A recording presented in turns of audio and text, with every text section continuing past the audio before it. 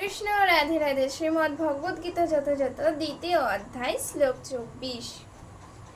আচ্ছেদ হয়ম অদজ্জ হয়ম অক্লুদ্ধ শস্য এব চ নিত্য সর্বগত স্থানু রচল হয়ম সনাতনা। অনুবাদ: এ আত্মা অচ্ছেদ্য, অদাহ্য, অক্লিত ও অশস্য।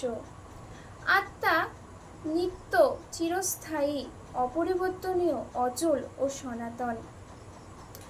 আত্মার এই সমস্ত গুণাবলী প্রমাণ করে যে পরমাত্মার অংশরূপে জীবাত্মা বিরাজমান।